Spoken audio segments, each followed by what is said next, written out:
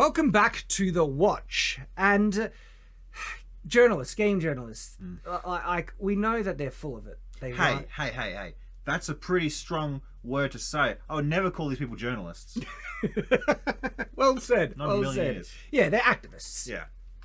And in fact, Mark Kern, Grums, points this out because another article has come out. This one is by The Verge, okay? And this is an archive link, and good on Grums for sharing only the archive link to not give them the traffic, right? Because they don't deserve traffic.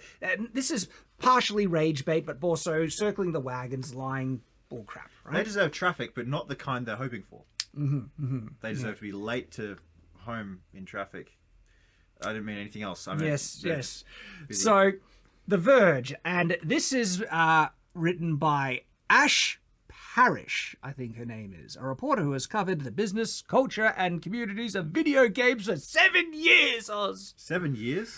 So, woke propaganda, most likely, trying to radicalize people into their cults. The headline, "The return of Gamergate is smaller and sadder." It's actually larger, more glorious. This is bigger. I mean, I didn't see lots of mainstream attention get given to Gamergate.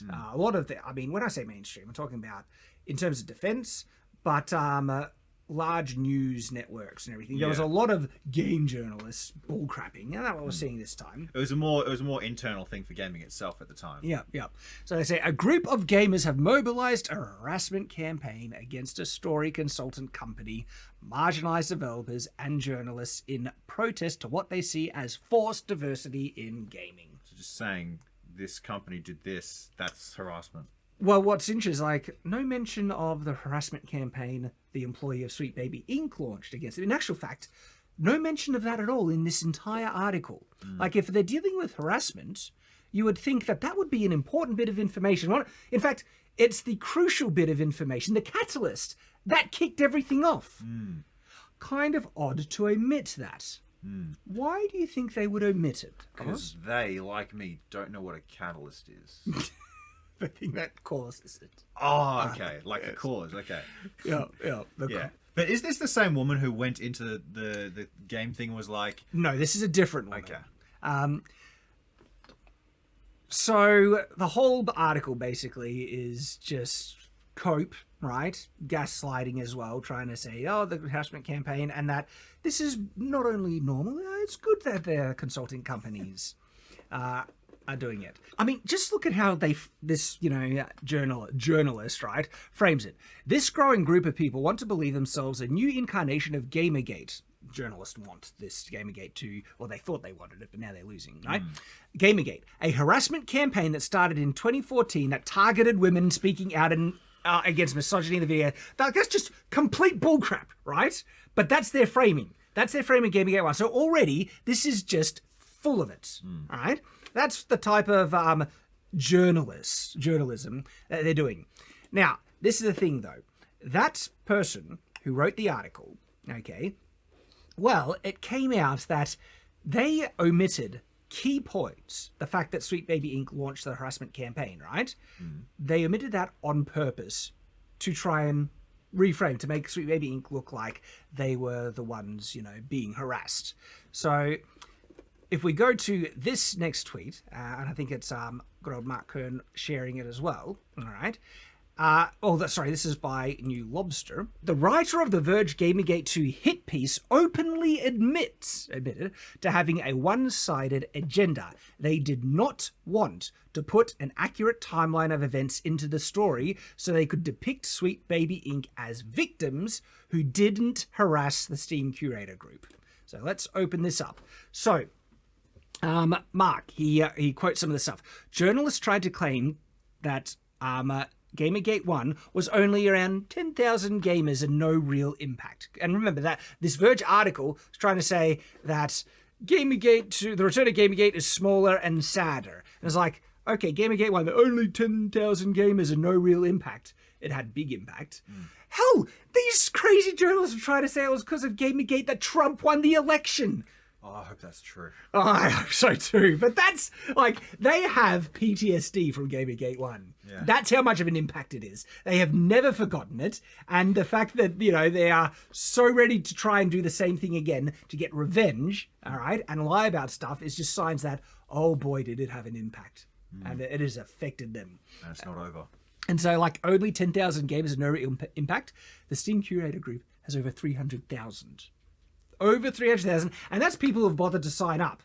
I'm fully on board with this get rid of the woke propaganda stuff. I haven't even signed up to the Curator group because I can kind of just pay attention to what's coming out. Don't necessarily need it. I should sign up just for solidarity and support. Yeah. But even if I haven't signed up yet, right, there are millions of people who have been watching. We get like I think 1 million views or something a week, month on Night's Watch and stuff. Millions of people are aware of this, right? And so many wouldn't have bothered to sign up, right? This is huge. I actually think that 300,000 might only represent 10%. Not even that. And they can't get rid of it because they went to Steam to try and get it shut down, but Steam's like, no, we're not doing that. Yep. And there's no other way they can stop it. They've lost the power and influence, and they hate it. They are just so frustrated, and they're seething that they can't do anything against this, right? But they'll try and they'll lie. And so from the Twitter handle, You're Read This Wrong, says, I interviewed her. Her editor told her that giving an accurate timeline may make it seem as if their outlet is implying the backlash was to some extent deserved, a stance they want to avoid. Okay, so an editor for The Verge, what are they on the verge of? Psychosis, apparently.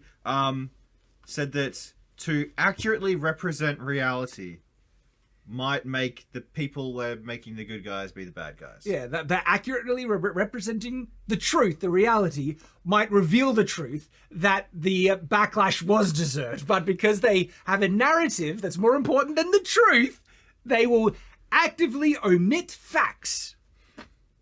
And they just blatantly lie. This is the quality of game journalism right here. They are full of it, and they admit to it. So remember the... So this was written by Ash Parrish. So this is Ash Parrish right here. Here are some messages, DMs. And she says, or he, I don't know who they are. I hear you, I understand, and this is where we part, ideologically at least. And so this is from the interview from You Read This Wrong. I'll share the conversation I had with my editor about this because in preparation for my piece, I struggled with this particular bit and the conversation I had. They struggled about being honest or not. Yeah. It's such a hard choice to lie through your teeth versus just saying the truth, right? And then really help me understand. Cabrutus and his ilk have a grievance against Sweet Baby Inc. that is rooted in racism and misogyny and has no basis in the reality of how video game development works.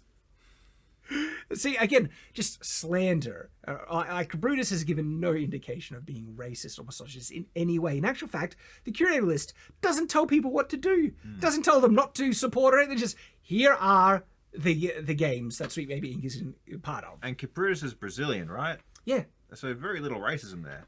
Lots of gun and gang violence, but very little racism. Yeah, right? But that's how they try and justify their activism. That's how they justify their actual hate, right? They are the real racists and everything like that because, hey, like what they're doing is pretty scummy. But if the people they're doing this against, if they're racist, misogynist, and everything, then it's serving a greater good. So lie a little bit, omit the facts, because the ends justify the means. Yeah. That's the whole vile, cancerous morality that they operate by. Right? And multiple people who are ultimately pushing for a communistic utopia, right, have admitted that they will lie to that end. If it achieves their goals, they've said, yeah, I'm happy to, stretch the truth a little bit. Jordan Peterson was once on stage with like low-level lefty people and asked, when do you think the left goes too far? And their answer was, murder?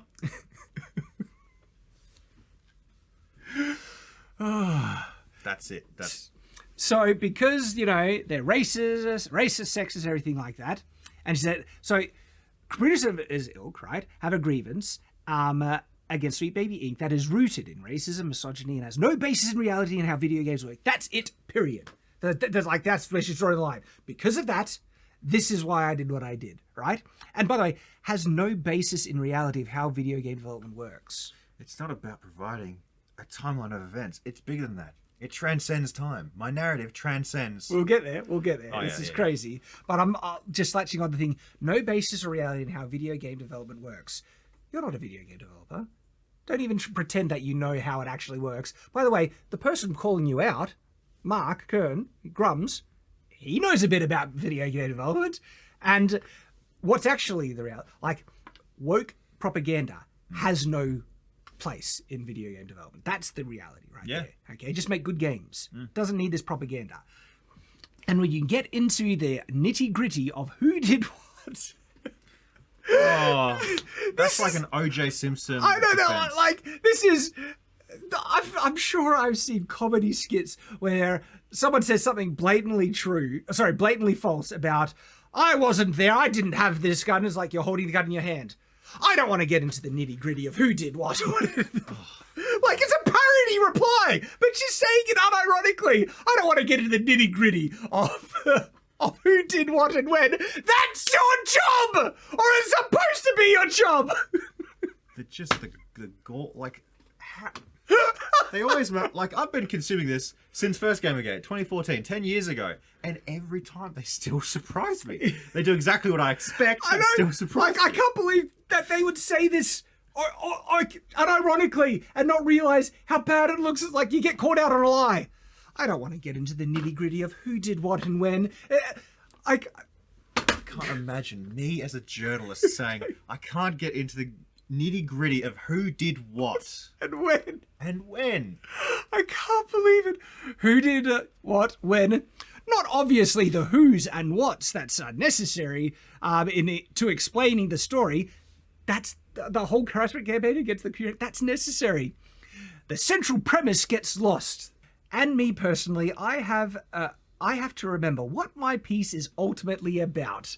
The agenda is the goal. I have to remember what my propaganda piece is meant to achieve. That's the focus I got. The facts aren't important. I have to keep the main primary important thing about what my piece is meant to achieve. Piece of what exactly? Yeah, well, yes, right. And it's not about providing timeline of events. It's bigger than that. Their ultimate goal is so important that they will lie, cheat, and steal to achieve it because it's that important, right?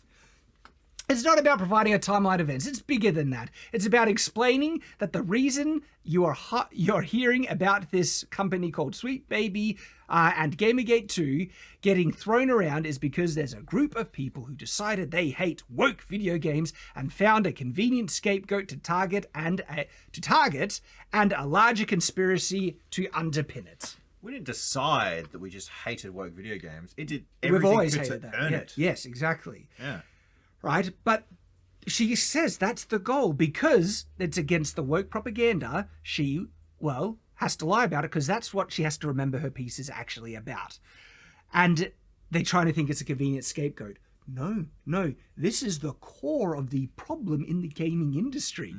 And it's exposing it. So, of course, people are jumping on board and giving voice to it. Because we're all sick of it. We're all sick of it. Gamers are sick of it. And we won't have any of it anymore. Any video game that has even one piece of crap like this in it, the message is, there's other games we can play. We don't need you. And by the way, it's that simple. This isn't harassment. This isn't us trying to destroy, people's livelihoods. It's just saying, make good stuff and we'll happily support you. Give us crap. Give us propaganda. And also try and accuse us of being sexist, misogynist, or anything like that. We'll have nothing to do with you. All we wanted to do was play video games. Yeah. How would you like it if we came to one of your comedy struggle sessions and started, teaching responsibility or, basic logic, ethics? Oh, they would kick us out. It doesn't mean, we shouldn't try. I was a Mormon missionary. I happily try to invite people to learn about, good things, right? But anyway, so it's so blatant. And this is The Verge, right? The journalist just openly admitting to lying for an agenda and the agenda is woke messaging. Well, now that's on the internet forever with her name as a journalist attached Yes. to it. Ash Parrish. Don't know who they are. I genuinely don't. I can't tell if this person is a man or a woman. So, you know. They. I guess that's where I have to. I don't know, right? So, game journalists are just trash, right? Look at the journalistic integrity they have. Oh, keep exposing yourself. This is a wild ride. I am loving Gamergate too. Hey, how come they get to keep exposing themselves? Shame on yours. Naughty. No, but seriously, I want Zoe Quinn to accuse all of them. This story, this moment in the culture continues to evolve, and we will continue to cover it. Stay on watch.